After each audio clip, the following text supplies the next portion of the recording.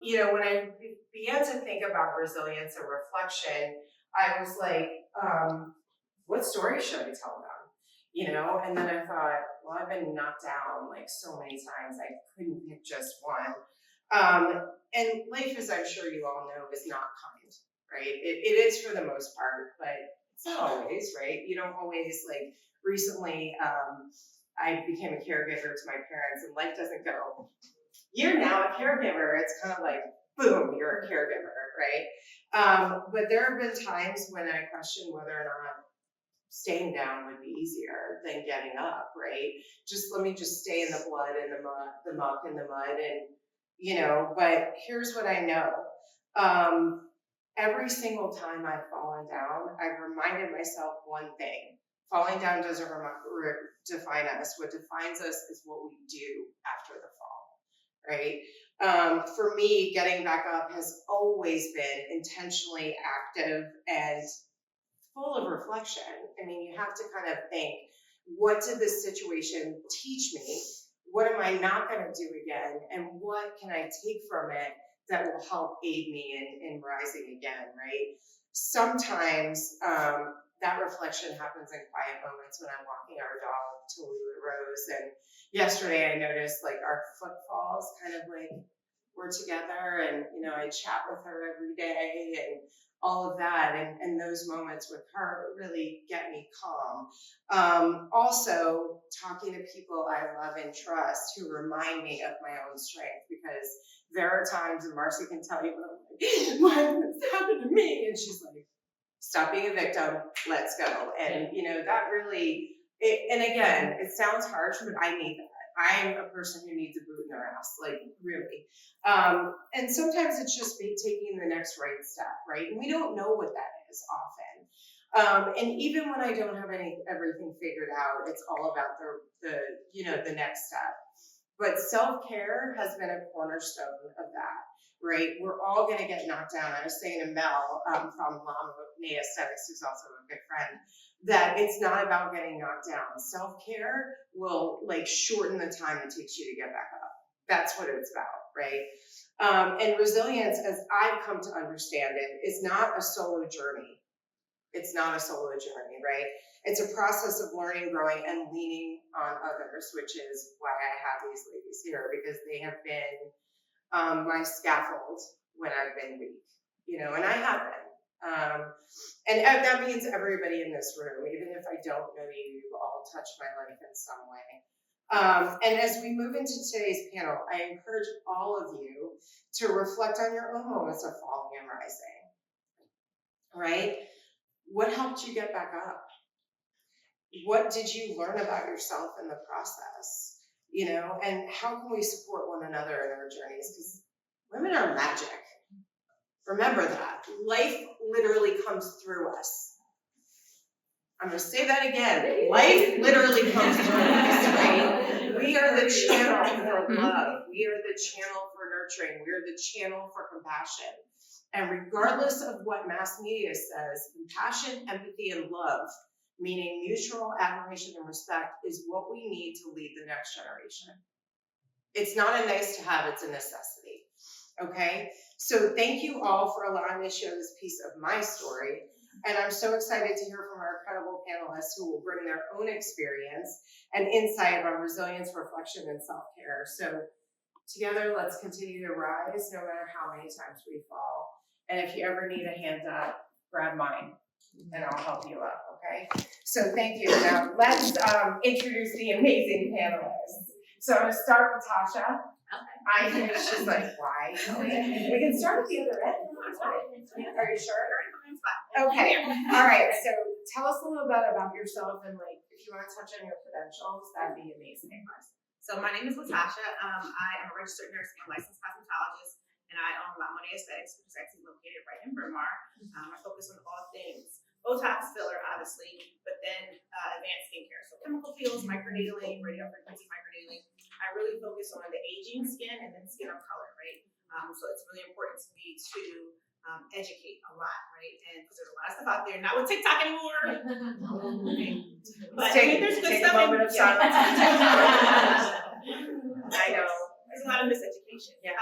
So I really focused on, you know, when my clients come in and they had TikTok and they were seeing those things, really aligning them with what makes sense for them. Because what works for one person doesn't work for the other. So yeah, that's me. Yeah. And as you notice, I support women-owned businesses, and one of the reasons why I love Tasha is because she is inclusive, and the things that she offers are safe for every skin type. And I really believe that in that kind of realm, that in order to be an expert, you better know how to do every kind of skin type. Am I wrong about that? Okay. All right, Marcy Cottle, managing partner of Tegra. So tell us a little bit about yourself and your company. Hi. So I'm Marcy Cottle. I own Tegro Solutions. We're an HR consulting company. So I've spent, as Kelly mentioned earlier, I spent about 25 years in recruitment.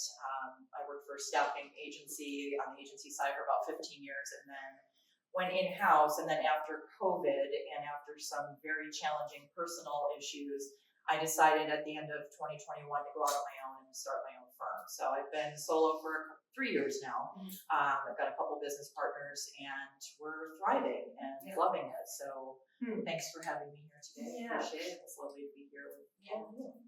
And who put a boot in your ass when you were like, I don't know if I should start a business? Right. Yeah. So tomorrow is my 16th year anniversary for my business, and Marcy was like, I don't know if I can do it. I was like, if I can do it, you can do it. Okay, Lily Gerson, I think I said that to you too, Dr. Gerson. So tell us about yourself and where you're located, and you have been in business since April. April, ladies. Yes. So I'm Dr. Lily Gerson. I'm a family medicine doctor. I recently opened Mindful Medicine and Wellness MD in Narber, like across the street from Kelly. She was driving 20 minutes to see Poor thing, I feel so bad. I'm like, now she gets to walk. I go, I'm a hangnail. No, I'm not that. So. I was practicing in traditional medicine and was feeling really burned out with the 20 patients per day and like the rat race of it. And, you know, had some talks with Kelly while I was taking care of her. She was taking care of me and, you know, really pushed me to open my own practice. So it's been amazing. And I do a lot of holistic health. So in traditional medicine, I was like kind of handcuffed as to what I could do. So now I've expanded. I do a lot of natural medicine. I focus on, you know, trying to get you off medications rather than pushing for medications. I do a lot of skincare things. Probably not as good as her, but you know, I'm a little bit there. And I, you know, I love it. I have my own patient panel. You know, they're my friends, or they're my people. So it's been awesome. Yeah. So just, how long have you been in practice, like as a doctor? So Because I made it sound like she just started practicing, so I want to clear that up. Let me think. Started in 2017 and was in Pittsburgh for some years. Moved to Philly for school districts with kids and all that. I have 3 kids. One in medical school, one in residency, and one is my first year in attending. And then moved to Philly for the school district from Pittsburgh, even though, you know, go Steelers, but okay, go Birds too. Oh, did you hear that? So I don't really know it. And then I was here for like a year and a half at my last job, which was amazing, and decided to go off on my own. Yeah. And she's beat her goals. And the reason why I'm telling you this is because if any of you need to be entrepreneurs, like these ladies are a great example, right? So your goal for April was what? How many patients? I think I had 15. And what did you get within the first 10 days? Yeah. Yeah. And if you all have a chance after the panel, talk to her about direct care, because I will tell you, like, we were in Canada and my husband broke his leg and ankle, and I was like, what do? I don't know if it's a break, is it? And I'm trying to be like, doctor, which thank God she answered right away, and it's just really, really great. And she's a great advocate for your health. So And then Can I add finally, one thing to that? sure, So yes, I recommend it is direct care. I don't take insurance, so I don't have those constraints. But I tell my patients, and, it's cheaper than your monthly cell phone bill. Yeah. It's not concierge. Yeah. And you get concierge like services. So yeah. And it's awesome. And I think it's gonna be the new way for primary care. Yeah. Because you can't talk to doctors. No. And she's a doctor who actually listens and listens between the lines. Like, what are you not saying, right? And then another favorite lady of mine, Dr. Solange Flores. So tell us about you and where your practice is and all of that fun Sure. stuff. Hello, everybody. I'm Solange Laura, and I'm a local dentist. We do restorative, preventive dentistry, and cosmetic dentistry in City Avenue, so everybody's welcome. We work at family dentistry as well. And this is a field that not that long ago, 20 years for to be exact, was mainly dominated by men. So we've been coming a long way. So, and I guess something that is very impressive. More than 60% of their appointments are made by the daughters or wife of our husbands and fathers. So in some very nice way, so we are the ones still caring and nourishing the family in another ways. So preventive dentistry is usually what I focus the most. But restorative dentistry is a given and quite popular, so everybody's welcome. And like I said before, so I took over a business that was 40 years owned by An the older traditional gentleman male. who thought shag carpet was a good The idea. traditional Okay. alpha macho. And then I have a star also, so I own two businesses. One in City Avenue, one in Bucks County. Completely different, but they both were owned by guys before. So, I'm sorry, you should see this office. It's like straight out of the 70s. And Dr. Laura took off the blinds and I was like, there's light in here. Oh my God. She's done a great job. So. thank you so much. So yeah, definitely excited to be here, so we can all uplift each other and talk about what is better for our benefit, for our health, for our well-being, for our minds. Yeah. And I have to tell you, there are some people that are afraid of dentists. I'm not, because I love her and I just had a great experience. But when you go to her office and she's doing something that's a little comfortable, she'll go, just have patience with me, Kelly. And I'm like, just get that thing out of my mouth. And you know what, I would be so remiss if I didn't thank Carlene Miller, my right hand, who was like, said to me, all you need to do is show up. And I was like, wait, what? I don't have to stuff bags or do it. She is literally not only a great friend, but the quality of her work is just incredible. She does all our content and gets me, in line too, which is good. Okay, so let's jump into questions. So I'm just going to throw this out to the panel, and whoever wants to answer first, please let me know. So in what ways has pausing to reflect shaped your ability to navigate adversity and remain grounded? So think about that. So I'll start unless you want to jump in. No, go ahead. I don't know, I was saying I don't know where to start. Oh, because okay. It's so incredibly important. Yeah. And I don't even know where to start. So I'll give you an abbreviated version of the last few years of my life. So I lost my husband in 2016 to suicide. In 2019, I was diagnosed with non-Hodgkin's lymphoma and I had a tumor in my chest the size of a fist that turned into a blood clot. Needless to say, times were tough. And then in 2020, we rolled into a pandemic, which we all collectively dealt with. So going into kind of this trauma, I had never really experienced any major trauma in my life up until that point. Grandparents passing, kind of your normal things, but I just wasn't equipped like most people to handle that. And I was flailing. I didn't know, my life was just completely turned upside down. So I did go to therapy, of course, and I was the kind of person who, prior to all of this happening, I didn't believe in therapy. I thought it was for the weak, or you had to have something really wrong with you in order to go to therapy. Now I do not believe that anymore. By the way, way. I think every single person in this room should be in therapy, no matter what is going on in your life. But had I not done those things, had I not gone to therapy, and I did some pretty extensive forms of therapy, EMDR being one of them, where you have to go in and relive your trauma and excavate everything. And there were things that I learned about myself that I would not be here today had I not learned those things. I wouldn't be able to sit here and talk to you today had I not learned those things. And all of it was reflection. I had to go back, not only relive my trauma, but look at my childhood and some of the things that build my belief systems and who I am as a person, because it all starts as kids. Everything starts as children.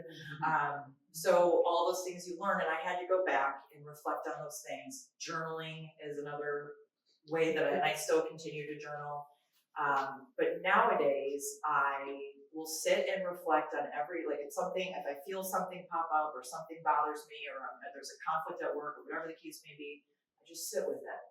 And that for me is such a growth, because I would never do that. I would just power through. I was a former athlete. I would just go and do sports, and nobody cries in baseball and nobody cries in sports, and I would just power through. But now I take a much different, reflective, mindful approach to everything, and I am much healthier for it. And I can't say how much I really believe in that. And it's so incredibly important to be okay internally, because you can't put anything else out there in the world unless you're okay inside. Yeah. And that's so important. I could go on for days about it, but I'll stop there. Yeah, it's an inside out journey, and I was, as you were talking about therapy, I was thinking about my dad. So my dad's a 75-year-old white guy. Anybody know those? And he said to me one day on the phone, because he lives in Florida, how long are you gonna be in therapy? And I go, well, I've been in for 28 years and I don't see the end coming anytime soon. What I didn't want to say to him is, a lot of the issues about you, Dad, but it is very important. And the work I do as an executive coach, I've got to put it somewhere, right? And all of these women deal with things like trauma and other things in their work. So Tasha, I'll put that question to you. I think for me, being an entrepreneur, stepping away from the hospital, which is very structured, you go to work, you do what the doctor says, and you leave. It's done. Being an entrepreneur is 24/7, right? And so for the first 4 years, I was solo, so I did everything, right? Social media, website, doing the actual job, doing the back end, the marketing, all those things. And I got to a space where I was talking to my coach, and I was like, I'm growing, I'm doing these things, but you can't go any further until you get a team. Like, you're doing great by yourself, and you can't keep doing this, everything by yourself. Yeah. So eventually moved and expanding my team, which I'm super excited about. But in that hustle and bustle, I lost me, because then I became my business. That's all that mattered. Everything else doesn't matter. I'm putting all my money and energy into this thing. I don't have time for anything else. And that burnt me out. Right. I was literally just spiraling, just couldn't even think straight. Right. Wasn't completing tasks. So I really had to sit back. I had gotten into therapy probably 2 years ago, because I saw as I was scaling, I was getting more busy and more just all over the place. So I knew I needed to get back to therapy, start just organizing my thoughts, find out how I got into this position, right? But be more effective. So definitely therapy. But then I also got to a place where I thought, when was I happiest in life, right? And how can I fit that into still being an entrepreneur? So I started doing all the things that I was doing then, journaling, being back in therapy, going back to the gym, and then the people that I had around me.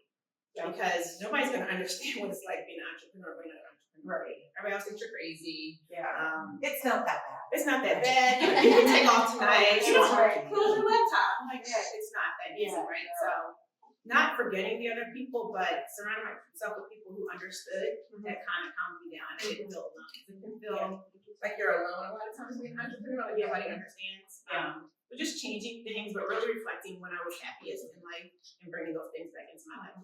Yes, that's really important. I mean, there was, I think around year 10, I had to reevaluate who was in my boat, right? So when stormy seas come, you want somebody who's going to grab the oar and row with you, not poke a hole in the side of the boat. And I had a lot of hole pokers, and they were thrown off the side of the boat. So, but it's so important to have the right people around you. Okay, Lily, Dr. Kristen, Sorry, I call her Lily, I can't help it. Dr. Hurston, same question here.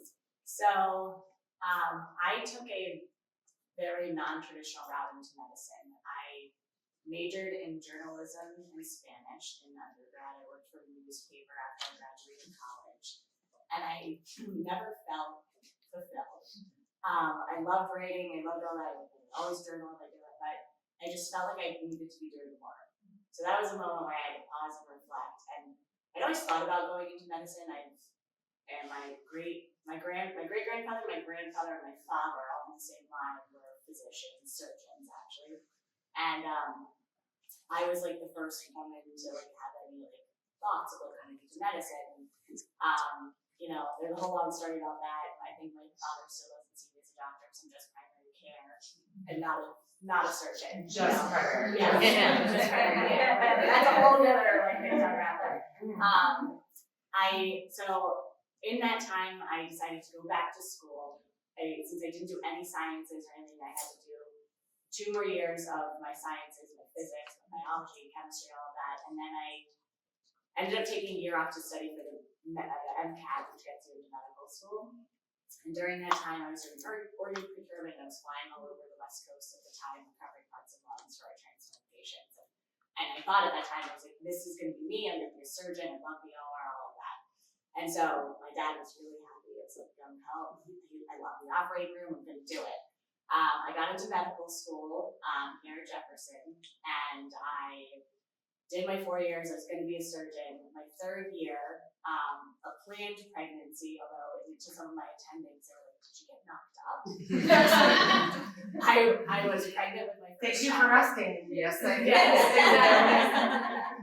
You know, I got pregnant with my first, and I was seeing, like, holy shit, this surgeon life isn't so easy. And I wanted to be a mom, and I wanted to do all of that, so it was kind of like a 360 at that point, another point of reflection, like, what am I going to do with my life? I came to medical school to be a surgeon, and now I can't stay up 36 hours a day and like have a family and do all of this. So that was a big change when I decided to literally do like a 180. And again, I think my father is still disappointed with me. But you know, oh wow. So I was family medicine. I loved it. I got to have talk to my patients. As going surgery, you never talk to anybody. Now I get to know my patients and I get to be part of their lives. And you know, I love that part about it. And when I was practicing, I realized that it wasn't what I thought that it should have been. In my mind, being a doctor was having these relationships with your patients and taking care of them and seeing the progress. And when I was in it, it was, okay, I have 8 minutes with this person. They want to talk to me about 10 different things. I have one person in the next room, one person in the waiting room. My boss is yelling at me to keep things going faster. Like, I was like, I have to code this, I have to write this and fill it this way. It was like, I was not taking care of the patient. And I was like, what did I do? I spent all of this time, all of these years studying to be this, and I hate it. And it was funny, I had a few patients who were like my age, who had done other businesses at the time, and I saw them again, and they're like, I'm in school to be a pilot. And I was like, what? Like, maybe I should be a pilot. Like, what am I doing with my life? So there was a lot of like, what am I doing with my life? And when I left my last job, it was, I had an offer from Mainline Health, or I had this, should I start my own practice?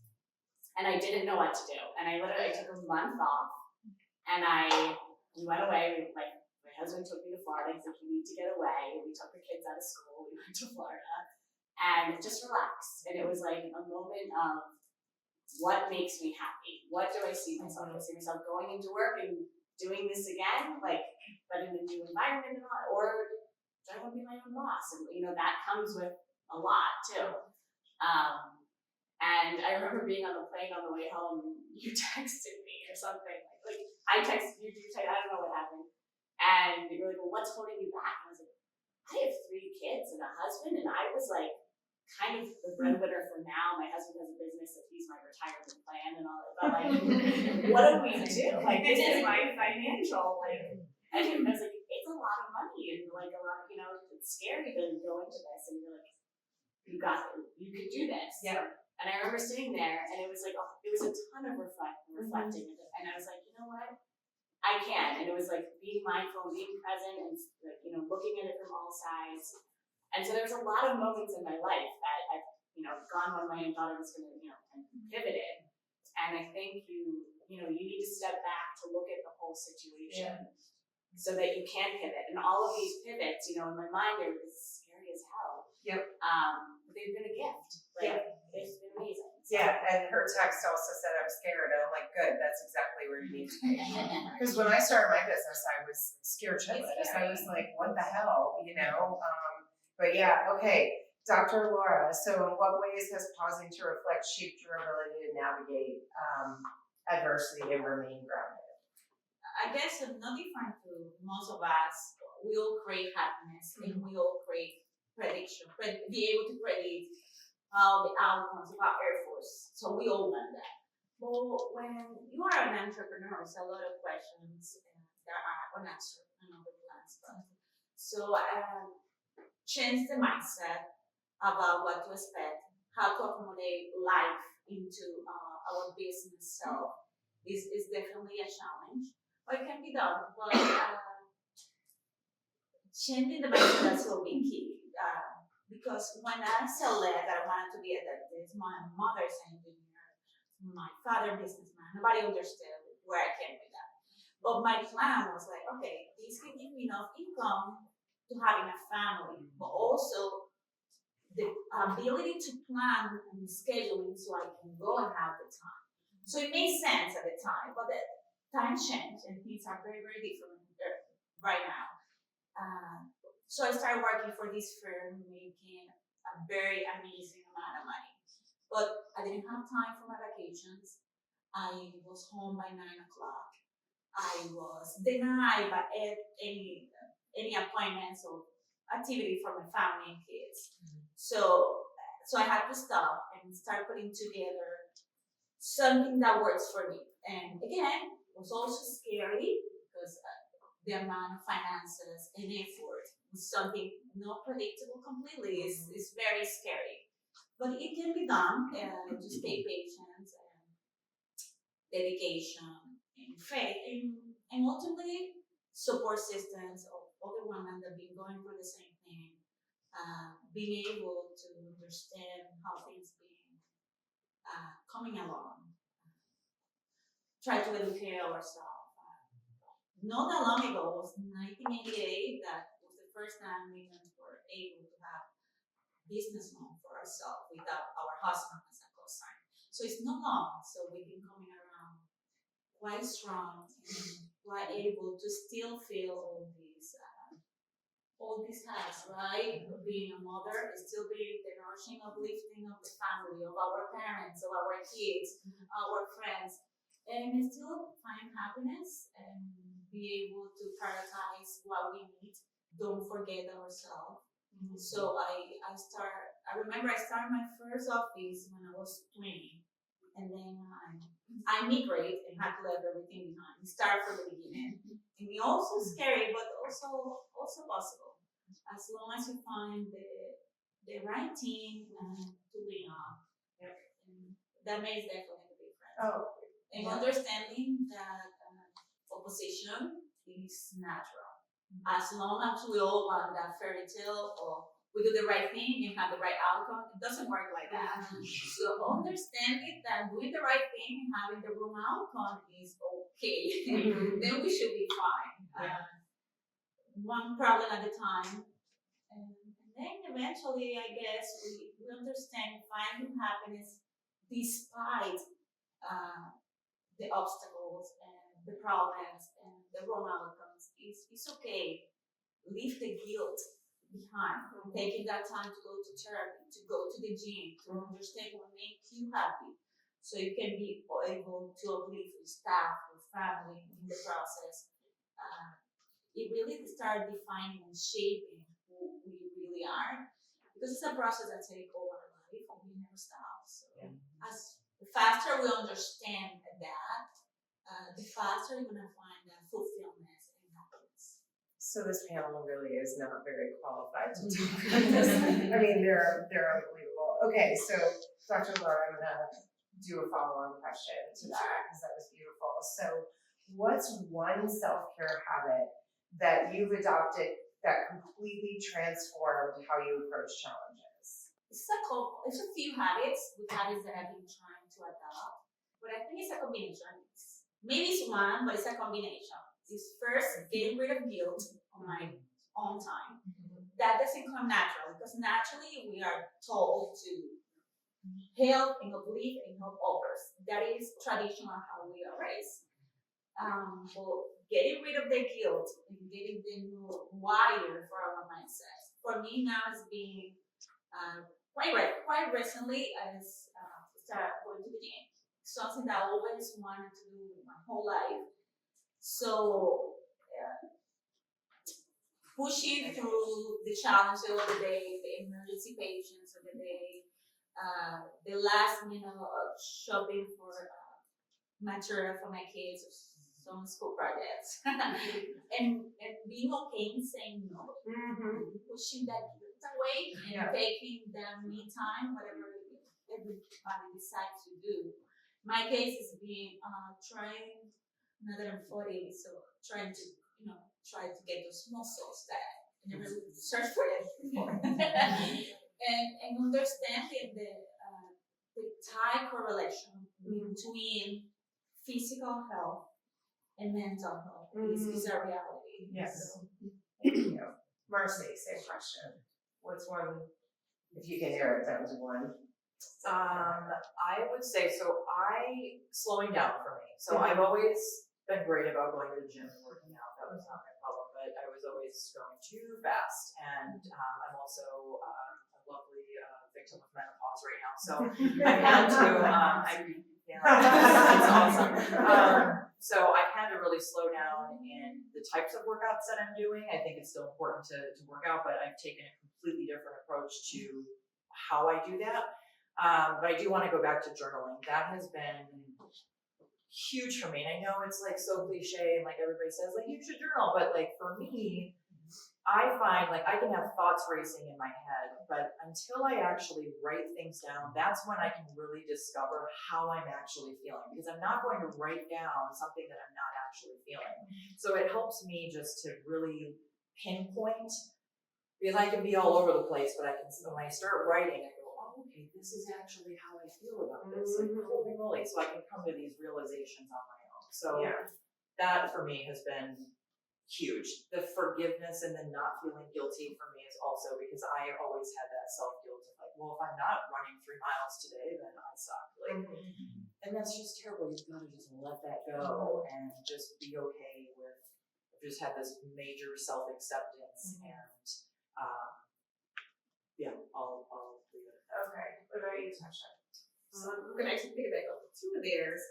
One, saying no, because as I've been in this space, I get offered amazing opportunities, but I don't have to say yes to all of them. And I was in the habit of just saying yes, because I'm a recovery people pleaser. Yep. So I knew I saw you at the meeting. Oh,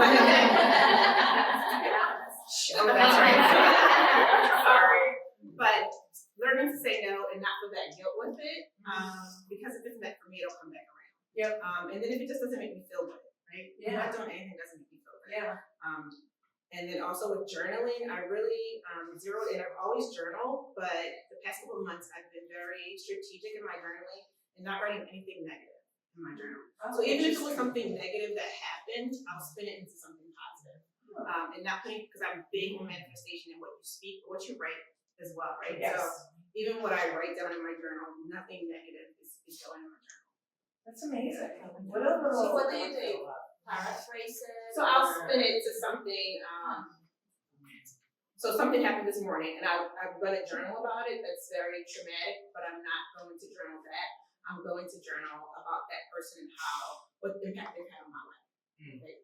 I'll just be transparent. I just found out this morning that my cousin attempted suicide. She's like my cousin's sister. And so when I journal about that, I'm going to talk about the impact she has on my life and what she means to me, and what not having her in my life would mean to me, but not the negative part. Right. it puts gratitude first, right? And kind of leading with gratitude helps that. And then I also want to say, Kelly, you've taught me something like no is a complete sentence. I think you said that to me, and that was really hard for me to accept. Again, people pleaser. But I was like, oh yeah, it is actually. Yeah. And it's like, Yeah. it's great. And I tell people that all the time. Yeah. Yeah, I just said it to John the other day. Yeah. You can just say no. I know, I And said just that, yeah. really- Yeah, and just remember, when you're saying yes, what are you saying no to make space for that yes? Right? Because if you're saying yes all the time, and then all of a sudden you feel burnt out, it's like, why am I saying yes to that? And honestly, the way I measure it is, okay, so I'm a little quirky if you haven't figured that out. But if it feels like this sparkly pink light where I'm like, yes, it's a yes, right? If I'm kind of like, well, it's a no. Unless it is a full blown yes, it's a hell no, right? And I say that to my clients all the time. Like, yes is beautiful, no is beautiful, maybe's unacceptable. Okay, because maybe requires more reflection, more journaling, more being with yourself, whatever. Okay, Lily, Dr. Gerson, one self-care thing that you do. And I know she's a yogi, she's one of those people that can like put her ankles behind her head and all that fun stuff. I know, she keeps doing that to me. It's really like doing what's good for me and what I want rather than what other people want. Yeah. It started with my dad, I wanted to be a doctor, but it was a lot of courage for me, I would say, to be like, I'm just gonna be primary care, which it's not just primary care. I So, know. it's not just I primary mean, she care. keeps minimizing, she's a badass doctor, y'all, like, And even things like going to yoga. I'd be like to my husband, like, you're gonna watch the kids and I'm gonna go to yoga. And I like They're gonna be totally okay with and I that. think you're gonna be okay with that because this is what I need to do for me. And I know, you're gonna have to put them to bed or do it like you can handle it, So it's just doing things like that, like making myself a priority and things that I want and need to do for me. yes, beautiful. Okay, so we have time for one more question and then we're gonna turn it over to all of you to ask whatever you want of us, okay? So, let me see. So what's a surprising lesson you've learned about resilience that you wish more women knew? Okay, Dr. Gerson, we're gonna start with you. And by the way, just to be clear, I love yoga, but some of those classes are intense, right? Especially the hot ones where you got somebody who can twist themselves into a pretzel, right? That's intimidating to me. Okay, one surprising thing about resilience that you wish everybody in this room knew. I think it's not just about being like beat down and bringing yourself back up.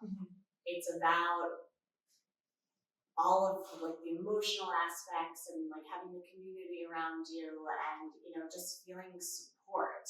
I don't think you necessarily have to be, you don't have to be down on the ground and having someone, scoop you up and say like that 100% is true, but it's like you could just be feeling a certain way and having the support of other women, other family members in this, to make you feel stronger and make you, it's a whole kind of it's a whole different like layer and levels of it. So you don't have to feel like I'm not down enough to need to be pulled up to be stronger. There's no requirement. There's no requirement. There's it can be however you're feeling, and you can build yourself up. Whether it's things that you do for yourself, having support and community around you. But I think that's really important to know. Yeah, beautiful. Dr. Leonard.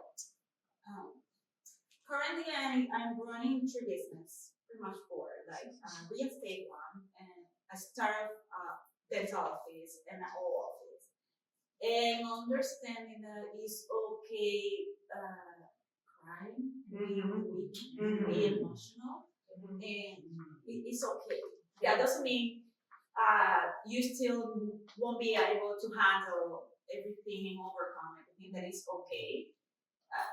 I cried the other day with Kelly, and I felt so embarrassed for a second. Like, Why? oh my We were God. both like, she's in my mouth, and I'm like, and she's crying too, and I was like, you know, It is okay. It is okay to allow ourselves, knowing that we are not in control of everything, although sometimes we think we are. Yeah. But we're not.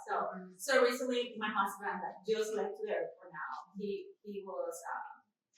was sent to Germany, and it's been a challenge for the families. And then start crying over with Kelly about it, like, oh my gosh, and all that. And then understanding that it's fine.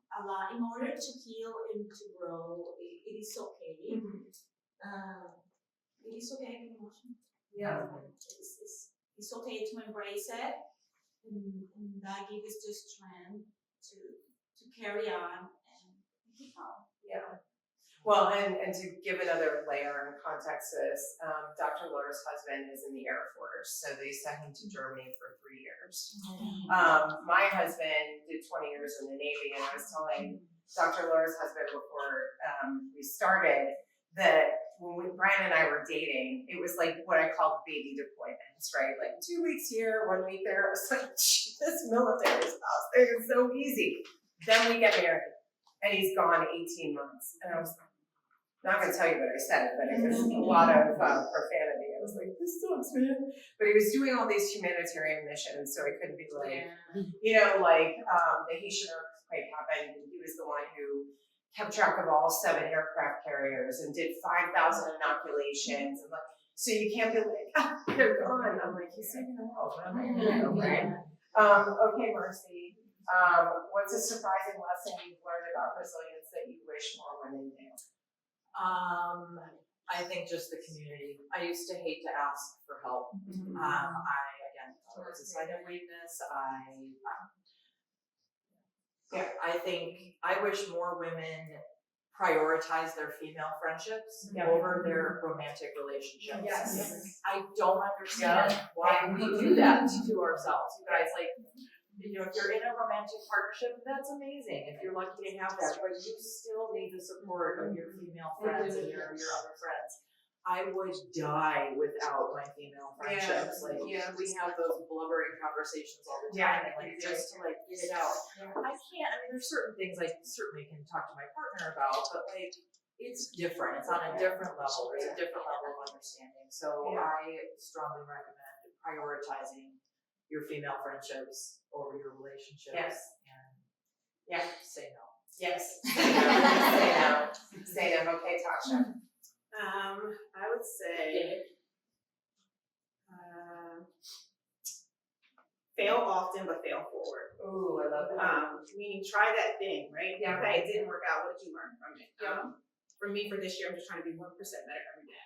Because if you think about it, by the end of the year, Say that one more time. I'm trying to be 1% better every day. Yes. Because a lot of times we put a lot of stress on ourselves to be 100% better every day, right? That's Right. impossible. But 1% better, if you want to get up at 6 o'clock. So right now I'm keeping a journal of my sleep and wake cycle because I'm trying to do 11 to 5. And I'm always all over the place. But every day, if I can make it to get to bed at 11:15 or 12, you know, and just keep going backwards and getting to that goal, right? But every day, just trying to be 1% better. At the end of the year, you're 365% better.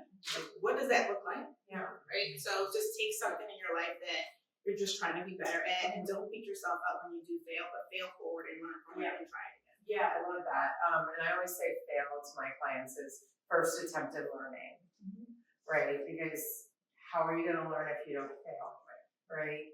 And there's something else I want to say because we were talking about crying, right? And somehow society has labeled crying negative, right? It's not. It's the other side of the coin. The other side of the coin is joy. And what I used to try to do, because I was too emotional, too dramatic, too blah, blah, blah, blah, blah, insert, right? Corporate gave me those fun labels. And then so I would try to like turn down my emotions, but what happened was I turned down the joy. And what I have found in my work, especially around burnout, is that crying is a way to get rid of burnout. Because if you look at the word emotion, it's emotion, energy in motion. It's got to go somewhere. So like I always give the example, and even though this is a natural thing and it's kind of morbid, but laughing at a funeral Because I laughed at my grandmother's funeral because my sister said something funny. We were in church and then our mother got mad and was like, "You guys are 30, I have to separate you." And I was like, "I'm sorry, she was talking about," never mind, doesn't matter. But it's a natural emotion. And then the other thing I would say is, let's give each other a hand up, ladies. We are not in competition with each other. The only person that I compete with is my yesterday self, right?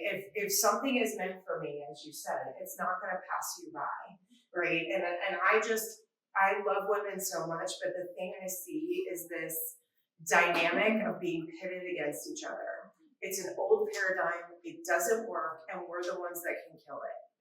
And like literally, if Marcy got a client over me, that's her client, and I'm gonna celebrate that. And female friendships, like I always joke because my husband nicknamed the four of us the Coven. We are witches, I mean, and we do represent every element on the zodiac sign. And I'm like, yeah, don't mess with us, because we will. Anyway, final question from me. What are you most grateful for in this moment right now? Tasha. Clarity. Beautiful, Marcy. Being here with all of you. Yeah, Community. yeah, Opportunity of network. yeah. Yeah, and I want to thank you all for making this so easy. My team, all of you, like being in support and service to you is such an honor.